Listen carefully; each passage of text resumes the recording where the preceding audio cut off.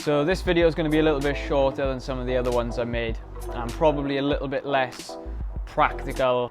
I thought it'd be interesting to give a little bit about my general philosophy on getting better at climbing and kind of surmise that into 5 tips that you can take to try and improve at climbing, especially bouldering. It may turn out to be a lot of guff. If you think it is and you don't enjoy it, let me know, or let me know what you think maybe would make an interesting video, and I'll try and cover that.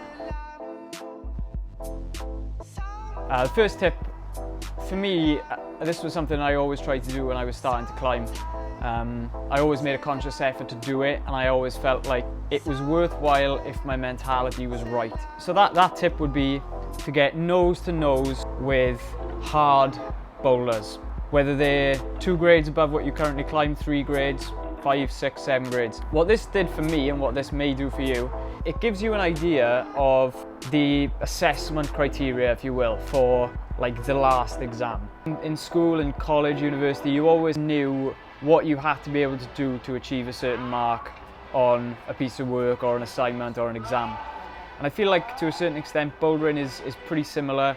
You can look at the size of the holds, you can look at the length of the moves, you can look at the footholds, you can look at the body positions. You can gain all this information about the climbs that'll really influence your training, it'll influence the rest of your climbing and how you make your improvements in climbing. I mean, a lot of times you don't even have to pull on to them. You literally just have to go there, see the angle of the wall, the size of the holds, all these things, and just build in your head a picture for what hard bouldering is about, rather than having an idea of where you are and boulders that are in a rough grade range of where you are. I think it is beneficial to get yourself under these hard things. What I will say about doing this is to try not to let it dismay you. I've been there. I've tried boulders 1 year, not been able to even pull on, or thought I'm never going to be able to do this. A few years later, I've been able to do them. So try and use it as motivation rather than letting it dismay you and make you think it's never going to happen. The second tip I would give comes from a quote by Malcolm Smith, the legendary Scottish climber. It's 3 words: fingers, fingers, fingers. And that's basically what Malc's kind of motto was on training for climbing. It's been the same for a lot of other people. Your fingers are what attach you to the rock. Finger strength, in my opinion, and I think in many other people's opinion, will always be the most important aspect of training for climbing.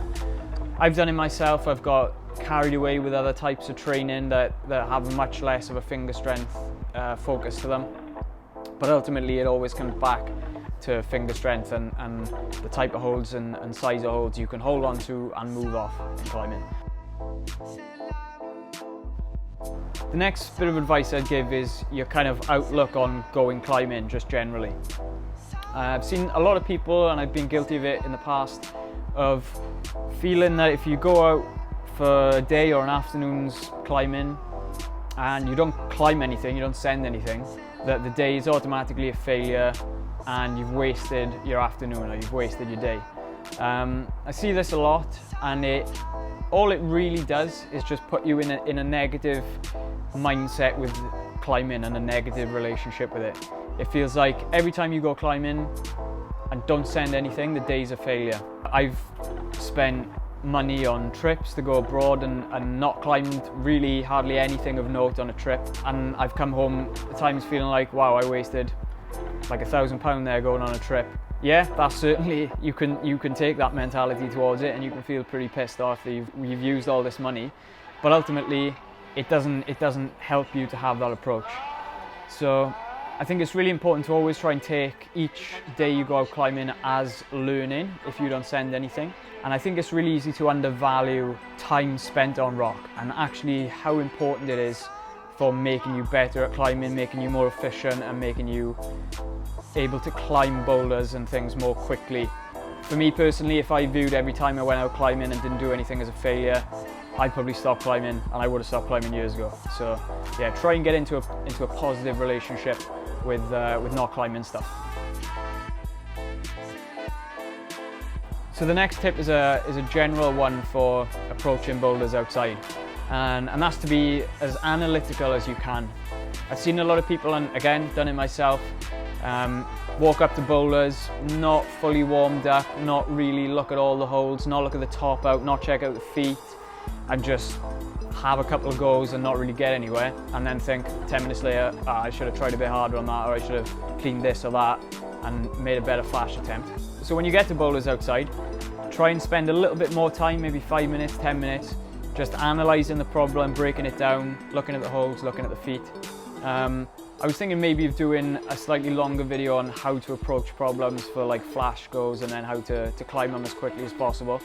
So if that's something you think you might be interested in, let me know and I can do a little bit of a longer video about that. But yeah, just the general theme is to try and be as analytical as you can kind of mentally be when you're excited to climb. The last one is probably something you hear a lot, and I know it's something I've heard loads. But it's to try and be consistent. It's really easy to get psyched for a month, 2 months. Obviously it's harder then when other stuff comes up in life and you've got to juggle lots of different things. So again, it comes down to what you place your focus on. And again, like I said in one of the earlier tips, I think finger strength is always going to be the one thing you try and focus on. So in terms of trying to maintain that consistency, I'd be more inclined to focus on shorter sessions, whether you can do 30 or 45 minutes of fingerboarding. You know, you're better off prioritizing that than an hour and a half of something else. Obviously there are times where you can do less and there are times when you can do more. But if you can just sneak in those 30 minutes or 45 minutes of finger strength stuff, you'll really see the rewards from it.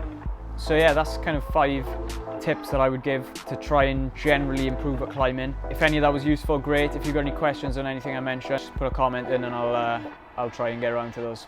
So cheers.